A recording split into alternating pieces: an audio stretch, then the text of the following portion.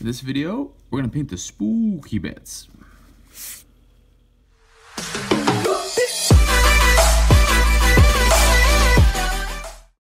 Alright, this is what we have so far, and we are going to start the spooky bits by doing an undercoat of pure white. The Corax white is kind of an off-white, leaning toward gray, and I want to bring up the whiteness to get my maximum luminosity on these spooky bits. So we're going to do this over everything that is currently white, except for the haft on the weapon, because that's all going to be ghostly bits. I did 2 layers of this.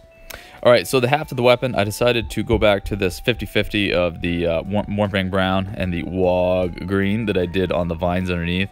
And I'm going to mix it up. I'm going to use that on the haft just to have this color in multiple places on the miniature. And I like the idea that, you know, their weapons are, the wood of their weapons are from the thorns themselves.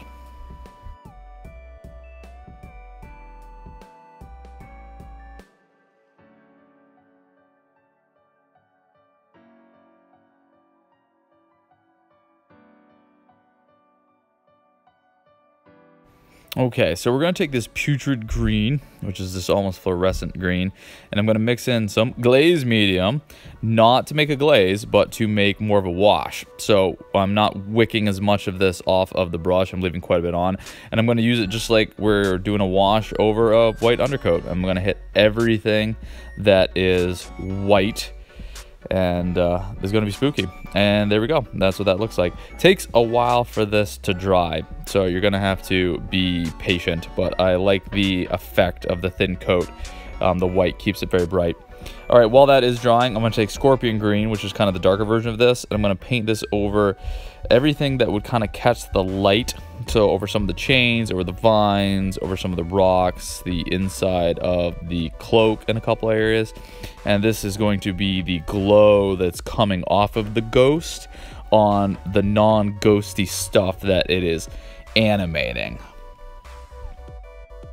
Going to return to white, and this time we're going to do a dry brush over the ghostly bits, and I'm just going to try to catch the raised areas of the detail, the real textured areas of the detail.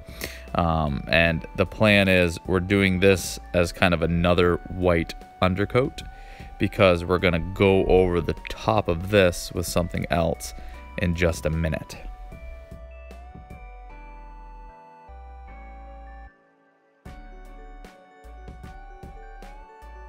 Alright, now we're going to go with this Bad Moon Yellow, which is the brightest yellow that I have. And we're going to get our glaze medium out, and we're going to make another wash.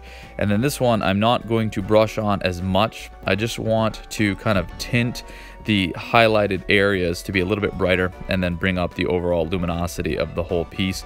So we're going over everything again, focusing on the raised areas that we dry brushed white. And there we have it, a quick and easy ghostly effect. I am pretty happy with how this one came out. I say that every time, don't I? But I'm usually pretty happy with how it came out. And I think this is going to be a nice, quick way of getting some ghosts going for these dead boys. And they'll look really fun on the table. And I think I'm done with the test model, and we'll go hit the other chain rasps.